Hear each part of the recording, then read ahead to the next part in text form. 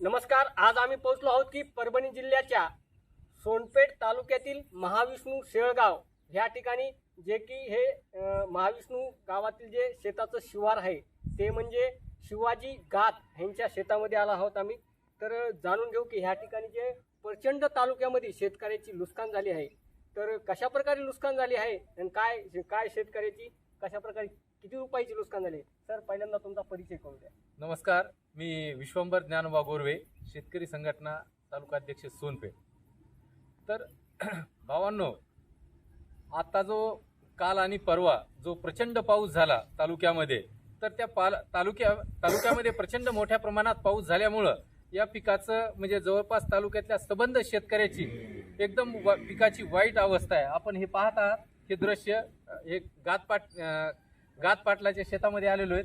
तर ही कपाशी, सोयाबीन हे पूर्ण पाण्याखाली गेलेलं आहे आणि सबंध हीच परिस्थिती प्रत्येक शेतकऱ्याच्या शेतामध्ये झालेली. बरं गोरवे सर, मला एक बोलायचं आहे की सोनपेठ तालुक्यातील पूर्ण शेतामध्ये पाणी गेले. आपण जे आता शेतामध्ये थांबलात त्या शेतामध्ये जवळपास कमरा इतकाला पाणी आहे. आपण थोडं पुढं गेलात तर आपण पाण्यामध्येच बुडतात. अशी ह्या शेतातली परिस्थिती झाली आहे. ह्या ठिकाणी जे सोयाबीन असेल किंवा कापूस उत्पादक असतात, पूर्ण झाडाची झाडं अशी पालथे पडले आहेत. तर ह्याकडे सरकारने पाहिलं पाहिजे आणि सरकारने ह्याकडे पाहून शेतकऱ्याला काहीतरी मदत केली पाहिजे. काय सांगा? सरकारने विनाविलंब पंचनामे करण्यापेक्षा आता सरकारनं ही परिस्थिती पाहिलेली आहे.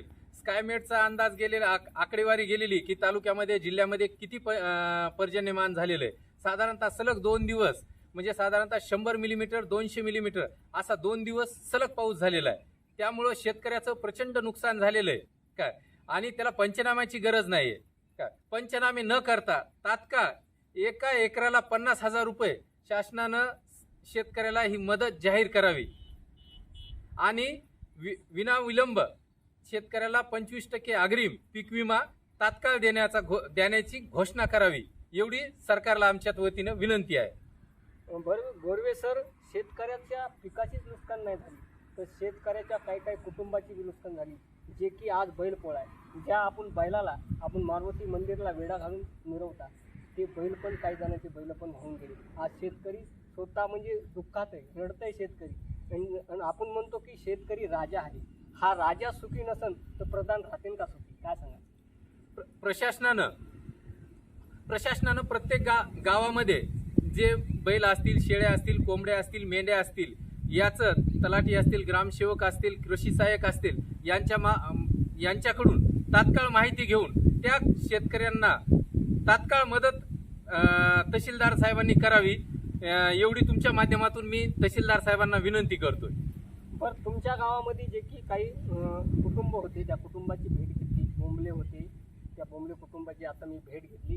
दुसरे काही कुटुंब होते, त्यांची भेट घेतली. त्यांची अशी परिस्थिती झाली आहे की त्यांच्या घरातलं पूर्ण म्हणजे अन्न असणं, काही त्यांच्या गरजेच्या वस्तू असतात त्या पूर्ण पाण्यामध्ये होऊन गेल्यात. आता ते बोलत होते की माझ्या 4-5 काही कोंबड्या होत्या त्या होऊन गेल्यात, काही 5-6 शेळ्या होत्या त्या पण होऊन गेल्यात. ह्याकडे सरकार त्यांच्या कुटुंबाची मदत करण्याकडे लक्ष देऊन काय सांगा?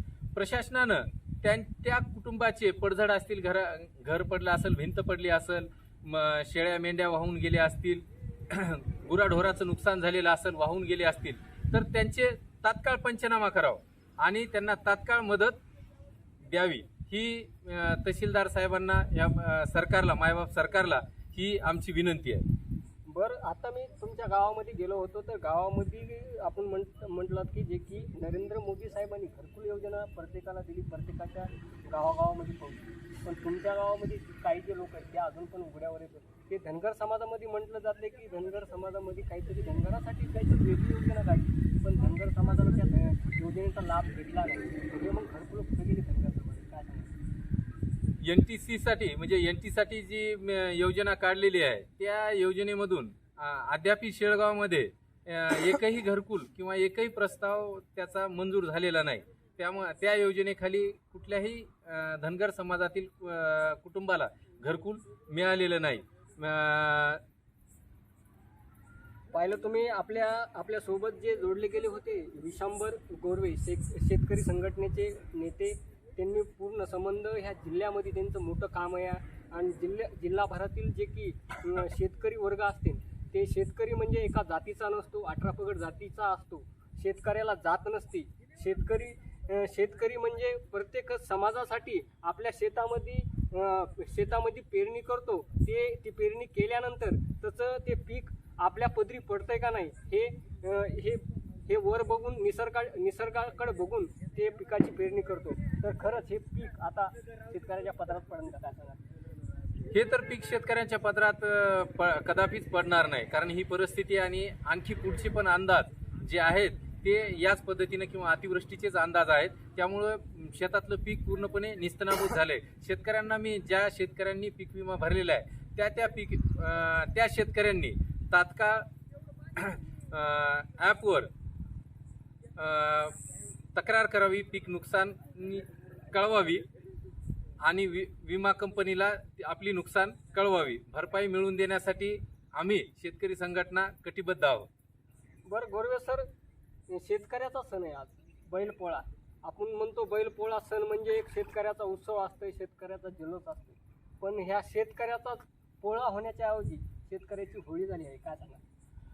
हो, शेतकऱ्यांची होळीच झालेली आहे. कारण शेतकरी सगळ्याच बाजूनं चक्रावून गेलेला आहे. आज तागायत पेरणीपासून आजपर्यंत त्या पिकाला पेरणीचं महागडं बियाणं असेल, महागडे खतं असतील आणि महागडे औषधं असतील, हा सगळा सबंध खर्च शेतकऱ्यानं केलेला आहे. त्याच्याजवळची जेवढं पैसे होते, जेवढं भाग भांडवल होतं बँकेकडून असेल, हे या पद्धतीनं असेल, सोनं नाणं गहाण ठेवून असेल, भांडवल सगळं शेतामध्ये घातलेलं आहे. आणि आज त्याच्यावर निखळ बोंबलायचीच वेळ आलेली. आणि याबाबत सरकारनं थोडंसं लक्ष द्यावं आणि शेतकऱ्याला एका एकरसाठी 50,000 रुपये मदत जाहीर करावी, एवढी विनंती.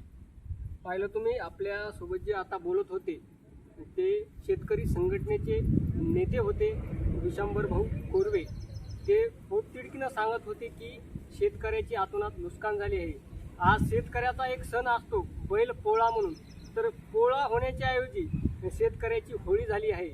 तर शेतकऱ्यांनी गप्प बसायच्या ऐवजी शेतकऱ्याला बोंबलायची वेळ आली आहे. अशा प्रकारे विशांबर गोरवे भाऊनं सांगितलं. मी महादेव नरवटे, आपण पाहताय एम न्यूज.